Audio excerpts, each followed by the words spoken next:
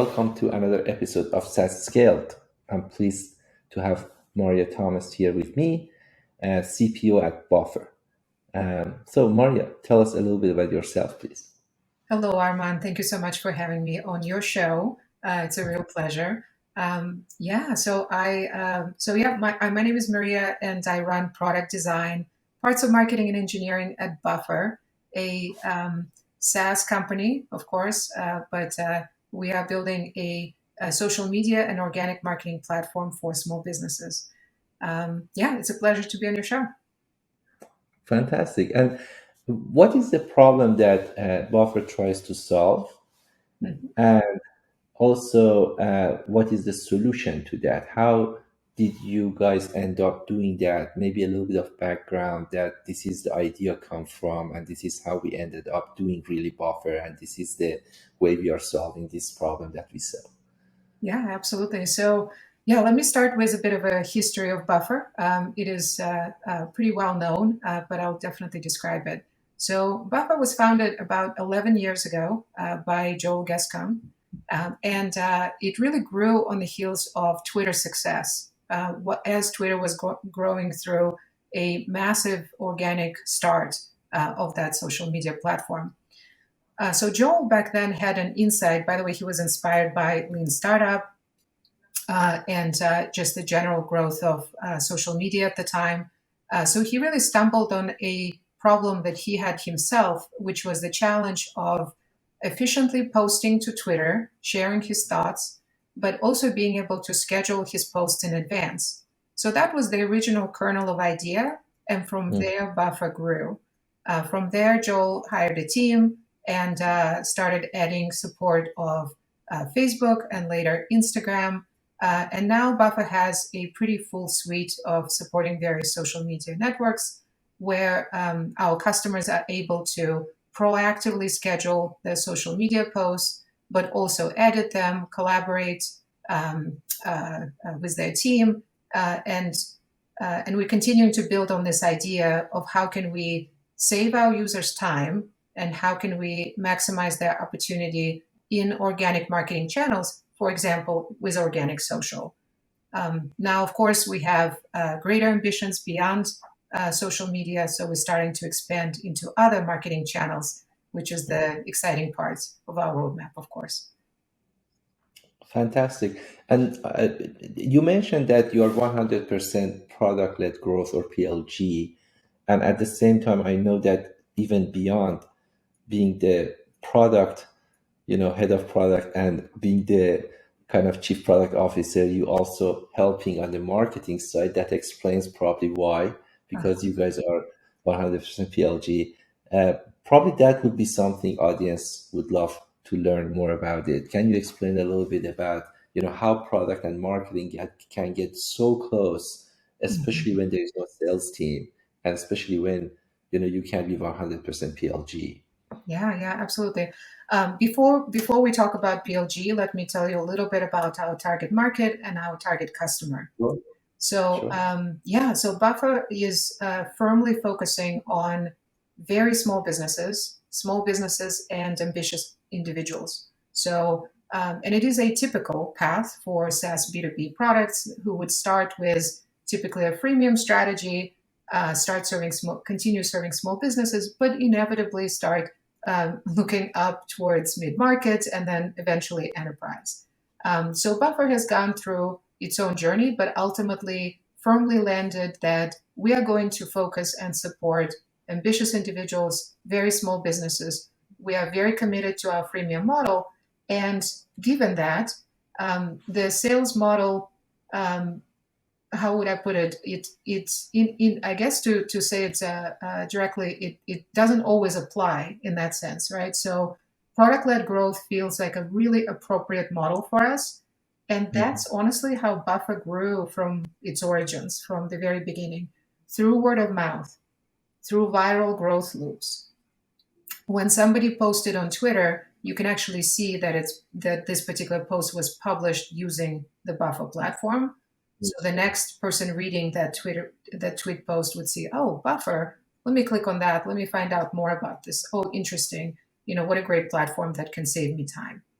So So again, PLG has been has been a thing and a model for Buffer before it was coined as a framework and an approach in SaaS. Product always led the roadmap, customer feedback always led the roadmap, and Buffer has never ever had the sales team. So yeah, that's really, it's in our DNA. It makes sense for us, and it's something that we feel very strongly and passionate about. That product really leads the way, and marketing, to your point, collaborates really, really closely with the product organization. Perhaps because we don't have a sales team. So actually, let me now talk a little bit about the pros and cons of having a sales team and not having a sales team from a product Sure. development standpoint, right? Because I've been lucky to have experiences in both. I worked for Intuit, for instance, which is a very small business oriented company, again, PLG model. I've also worked in SaaS startups that had sales teams and enterprise focus and mid market focus. And the nice thing about sales team is that sales team is excellent at bringing forward not only what customers need, but also what customers are willing to buy. That's a Mm. very, very important insight. And I value that very, very much.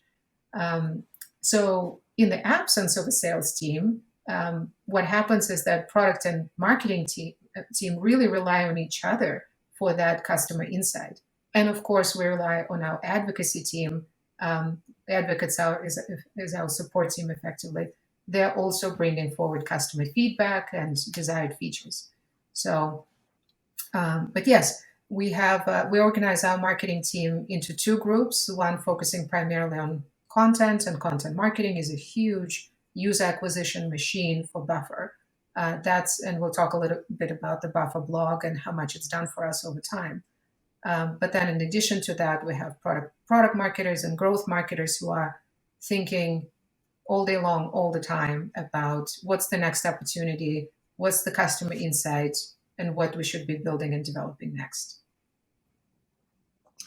And one of the topics that it's very important to you when I ask you about, what is something that you would be passionate about to speak about with your colleagues and counterparts in other SaaS companies, was the fact that transparency is something that plays a big role Mhm. in product roadmap, understanding the decisions, Yeah. what is the rationale behind them, Yeah. everything. So that part you thought it can really have a very positive impact overall on the business as well as the product and what you do. Can you tell us a little bit about that? Oh, absolutely.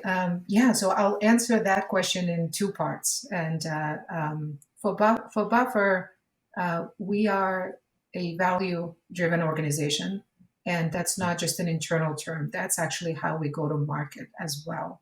If you go to Mhm. buffer.com, you will see values-driven company right in our main hero copy on the website. So values are very important to us, and transparency is one of the most cherished values across the board. So let me talk about two ways that we have transparency and what that means to us. So number one, transparency with our customers and the market. You may be surprised, but some of our followers know that very well, is that we share truly nearly everything on our website about our company. You can see our revenue. You can see the number of our monthly active users. You can see all of our salaries, and you can see all of our financials. So all of that Mm. is completely transparent. And then, of course, importantly for our customers, you can see our product roadmap. So again, not we don't have a sales team to rely upon to tell our customers about what's coming, right? Or start potentially proactively testing with customers like, hey, what do you think about this idea? Or the product team is working on X, Y, and Z. And so start getting some of that early market signal. So again, without the sales team, we can rely on that transparency to really start getting an early signal from customers. Are they voting these features up? Are they getting excited about? Are we getting any traction on this roadmap, and how are they reacting to that overall? So So again, a big part of our transparency is all the external transparency, right? And if you go to our blog, you can read very revealing articles and blog posts by our product managers, but our marketers about not only our successes, but all the mistakes that we've made along the way. So I think hopefully those of you who are listening, hopefully you'll find that as a great resource for you for perhaps what to do, what not to do, and the do's and don'ts of PLG. Yeah, so that's the external transparency. Now, about transparency within the company, and certainly within what we call EPD, Engineering, Product, and Design Organization, that's pretty essential for us. And the reason is because we've always been 100% remote company. And I don't know, Arman, if you know another company that's been remote in SaaS from 2011. I don't think I know a lot of examples of companies that were born remote and stayed remote, and have really effectively written a book on how to do it efficiently. So I've joined remote world only with the pandemic, unfortunately, in the spring of 2020. I was always a person who went to the office, and it was quite a initial shock for me to start working remote from home. But then I joined Buffer, and I really learned from them what it's like to be an efficient, remote, globally distributed organization. And what I found is that transparency, it's it's almost not a choice. You have to be transparent in a globally distributed organization in order to be efficient, because naturally teams have questions about decisions that are being made, and how come marketing is thinking about an opportunity this way, or advocates are raising different issues, and maybe executive team has a different point of view. Now, if we're all transparent and everyone has all of their cards on the table, then to be honest, a lot of that alignment is taken care of by default. So that's just the nature of how we collaborate. Yeah, I would say all of these, what I hear from different aspects, are in harmony, right? So it's being transparent as a culture, Mm-hmm. um, being totally remote, even Mm-hmm. PLG, the go-to-market strategy that you guys have, all of them are in harmony and rhyme with each other very well, right? So you have, it obviously the system organically Mm-hmm. grow and got bigger, and it was just the harmony was there. Mm-hmm. So all of these components, each one is helping the other one to be in balance, and just maybe a company wants to do partially one of them, but maybe the other part doesn't let them to do, because for example, COVID and pandemic happened, and then all of a sudden you had to go and just be Yeah. remote, but maybe the DNA of the company did not support it, or maybe your culture was not that transparent and it couldn't support it to be done perfectly well. But in your case, of course, in Buffer, it seems to be everything organically got there, and there was no kind of shock, and everything worked out pretty well. One question I have on the part that you said you are a value driven company. Yes. And I wanted to know, if you were not a value driven company, what would you have missed? In other words, what does it mean to someone hearing you from outside who may not have that experience, Mm. and say, okay, I wanted to better understand what is the Oh, benefit and sure. what I'm missing if I'm not a value driven company, and what exactly you mean by that. So expanding a little bit Absolutely. upon that, I appreciate it. Yeah, no, it's a great, great question, and I'm so happy you asked. It's because I can is working for a values driven organization for the last almost 2 years. It has really crystallized for me over time why it makes sense, what are the benefits, and I'm here to tell you all the things I've learned about that. So let's start with really important. I'll answer your biggest question, I think, which is the highest level benefit of having values overall. You can think about it as simply as having a clear strategy or having a clear framework for example, how you go to market or how you develop products or how you build an organization. Values provide that extra level of clarity and almost simplicity that supports your strategy. So, and of course, everything has to be tied to a company mission and vision. So I'll start even there for just a minute, and then I promise I'll go into specific benefits of values. So Buffer's mission is to help the world have more small businesses who do well, who do well. So that's our overall mission statement. And with that, everything we do, all the features we think about, go to market, the level of support we provide, we go back to that mission statement and think about, does that support where we're going? But the next level down is our internal values that help us guide all the day-to-day decisions. Um, so the clarity, for instance, how does this help specifically? I'll start by my own journey of joining Buffer. At the time that I joined Buffer, I was deeply attracted to values that they put forward, the values of transparency, the value that they put on causes that they support, for taking strong stances on, for example, we take strong stances on climate justice and then human rights justice. So all of these are important to me. And when I was considering what company I'd like to join, that's what attracted me and brought me into Buffer. So we can think about it that way, right? Like on the most fundamental level, it when you have your values published and clearly articulated, you can attract the right people who you feel will really, for whom those values will really resonate. And it may also, have people who may not want to join our company, and that's okay, and that's great, right? And they can find a company that is much more appropriate for them. So that's the level of clarity that I think values help get established.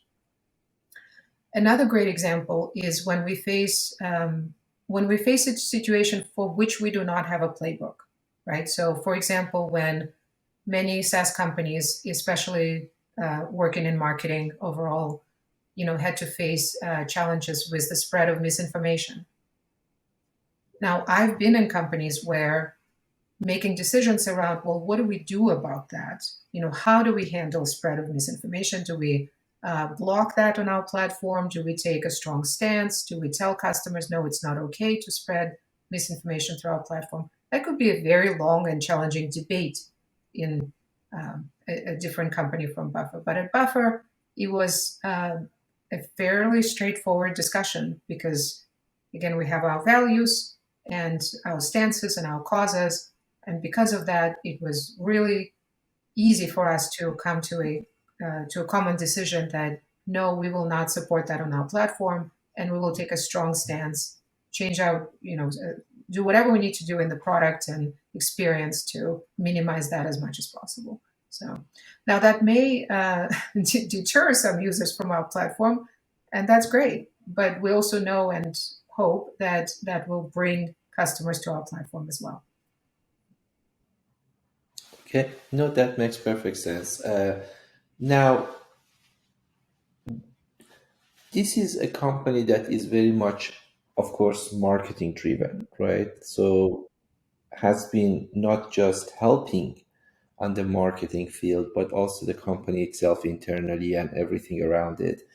And very much integrated into social media, but not just from functionality point of view, but again, living and coming from that world and helping it.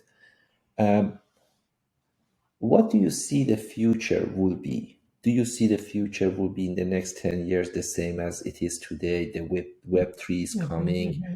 is going to help companies to be able to monetize. Also, monetization is going to be on the content more Yeah, democratized. It's going to be the same way that maybe social media help more absolutely. creators and Yeah, democratizing the information, so people coming and be able to expand it or explode it, the number of publishers and sharing content and ideas. um, How do you see that might play in the next 10 years? Because you guys essentially Buffer was in the midst of that Web 2, and then created that concept and grow. And now we are at the phase that we are expanding that and getting a bigger Web 2, but also adding another layer on top of that. How would you see we are going to see the future? If you had to guess, what would have been the changes that you see coming in the future? Oh yeah, absolutely. So so back to the buffer history. It started out at the time when few social networks really dominated the space and offered this incredible opportunity to people, marketers, activists, everyone. This new platform, which was Twitter, Facebook, and then eventually Instagram, Pinterest, etc., where someone could really start marketing themselves and grow their organic audience, right? So, but in the last 4 or 5 years, we've seen some pretty dramatic shifts even in that space, because what we're seeing is that the audience is becoming ever more so fragmented, right?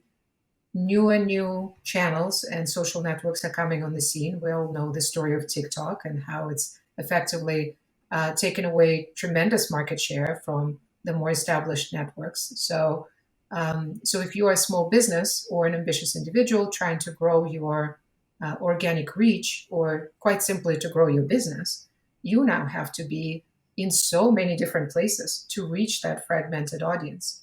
And at the core of Buffer Benefit and where we see we can help, that aspect of helping someone grow organically in the right place at the right time with just the right content, and the right content would be engaging, exciting, right, and really stand out.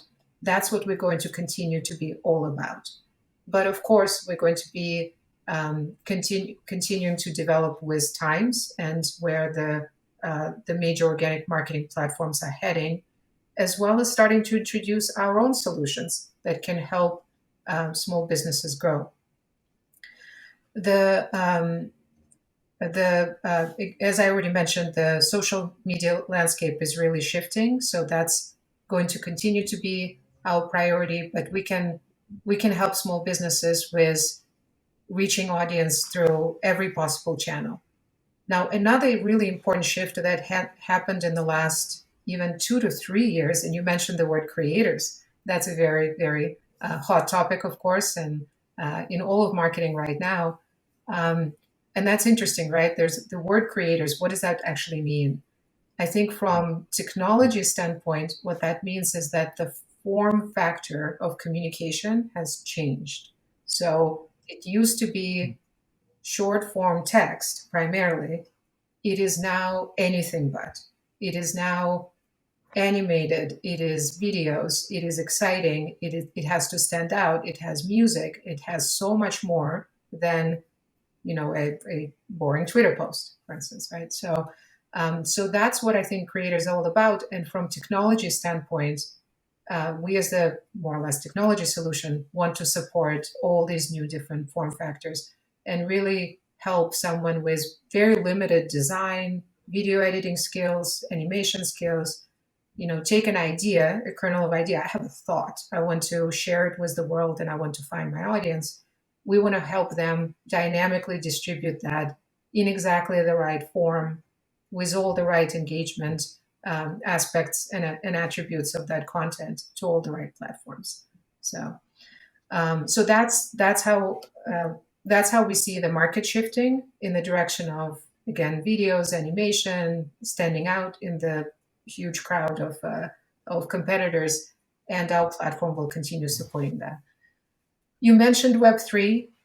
We have a lot of team members at Buffer who are very excited about Web3 and the future that it can bring.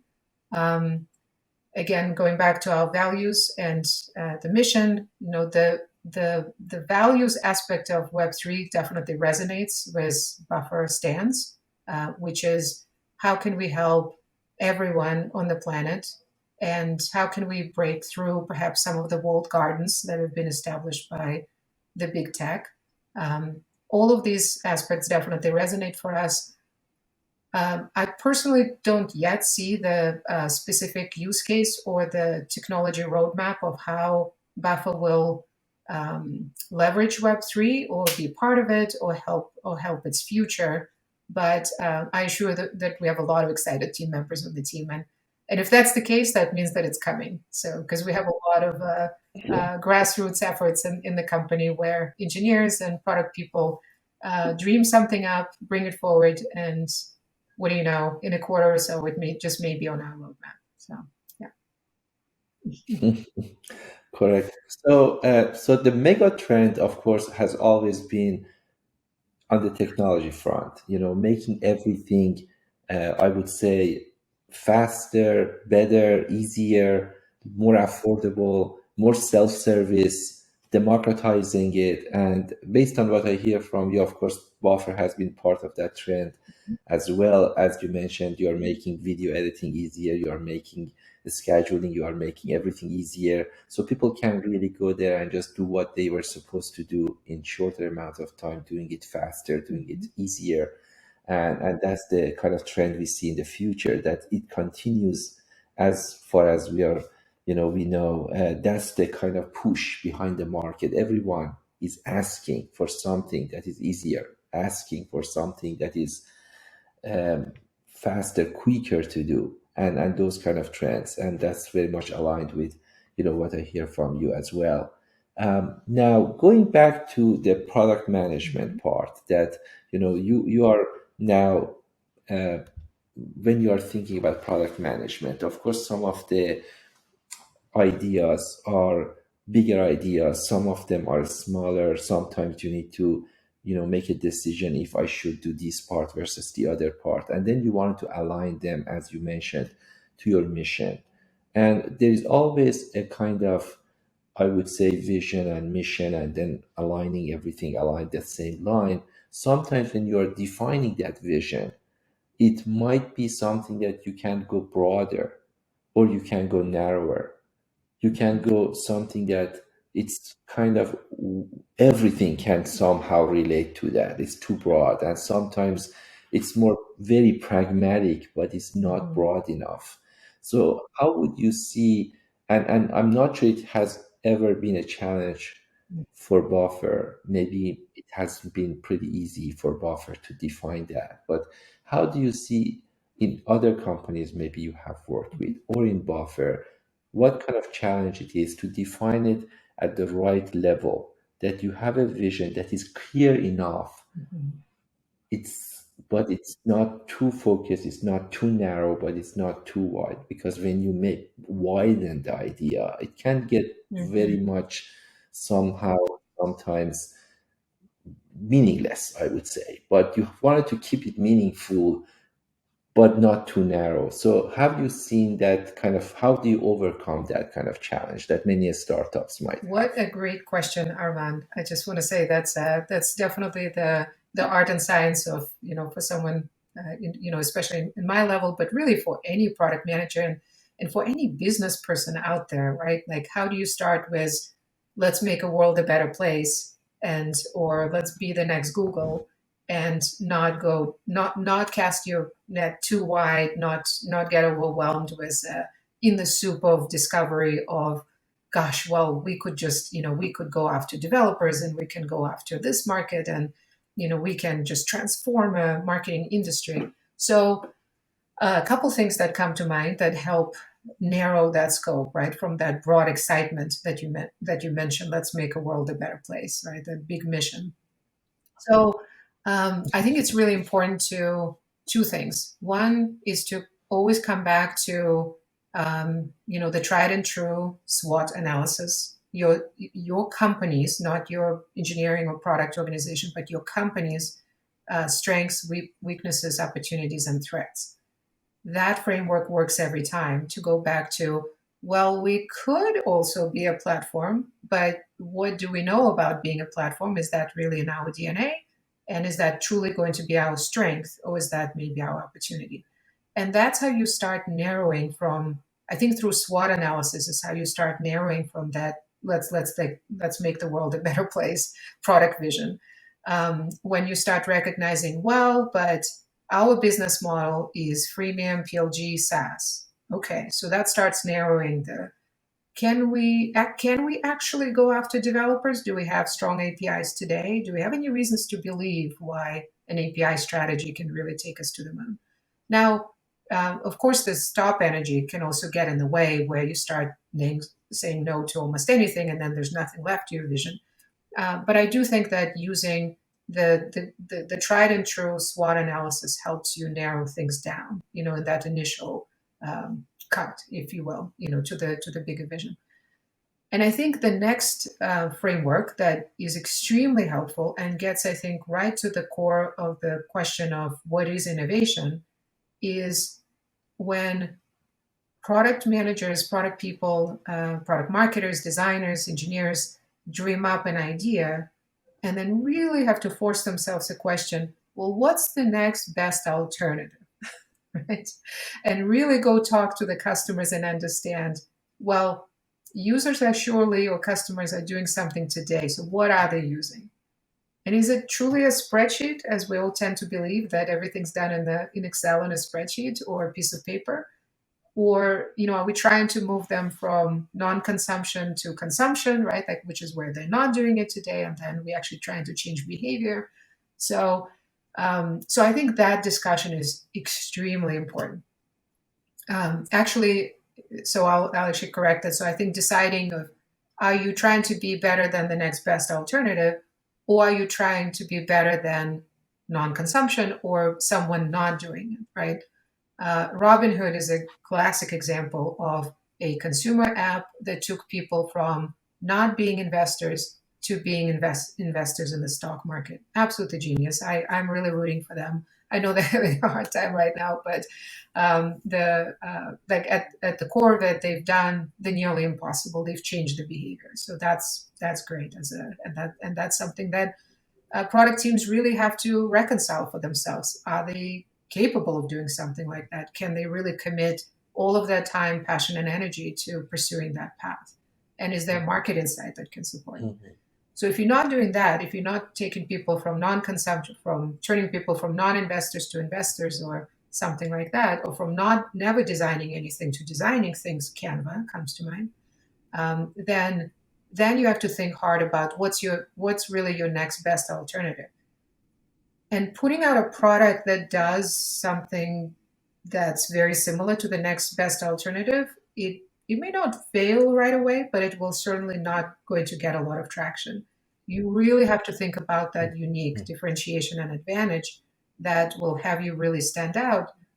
Now, all of this sounds like really big words, but when it comes down to is ultimately users vote with their feet or with their clicks, right? Like if they can find any other easier way to accomplish the same task, they will. So your product really and your feature really has to stand out and really compete with that next best alternative. So did I answer your question? Was that what you were looking for? Yeah, yeah. So from your perspective, at the end of the day, the question is how really you are Mhm. different and unique, and that should Yes. drive essentially the way you define, right? So and if your vision does not include that, then it's hard to really differentiate yourself. And maybe if you don't have that, but that's a very good point. That really that key differentiation needs to be a main part of the kind of vision to really make a huge difference for the company. So that's a great point. I appreciate that.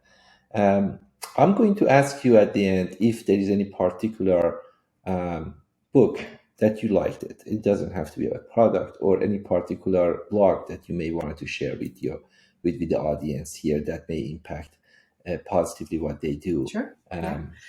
Um, Yeah, so the book that I keep coming back to over and over again is Hard Things About Hard Things by Ben Horowitz, the founder of Andreessen Horowitz. It was written in 2014. Hard Things About Hard Things. Gosh, I really appreciate that book because in with absolute incredible candor, um, Horowitz talks about the pitfalls of product management. He talks about the business in general. He doesn't really define it as product management, but he really talks about the challenges of leadership and what's it like to fight for market share, what's that like to be in a crowded space, what it's like to stand out. And one of my favorite quotes from that book is there are no silver bullets. There are a lot of lead bullets. And that's a quote that my team knows very well because I have to remind them about that sometimes that, a lot of times product managers, designers, marketers come to me with like, I have just a thing. I have a thing that will absolutely transform this company. And we should stop doing everything else and we should do this one thing. So that's a silver bullet mentality. And and they're not wrong. That could be very much absolutely the next, huge opportunity for our company. But that doesn't mean that we should stop doing everything else and also have a lot of lead bullets, if you will. That's an analogy, right? Like our marketing needs to be best in class. Our email marketing needs to be fantastic. Our support needs to be world class. Our onboarding experience needs to really resonate and go in sync and resonate with the rest of it, right? So that's me. That other product leaders may disagree, but that's my belief, and I go back to that book a lot for. And the examples that we use, they really crystallize that notion that at the end of the day, it's not only about silver bullets. It has to be about a lot of lead bullets as well. Great point, and thank you very much for sharing it. It was a pleasure speaking with you. I enjoyed all the discussion and the great points you made.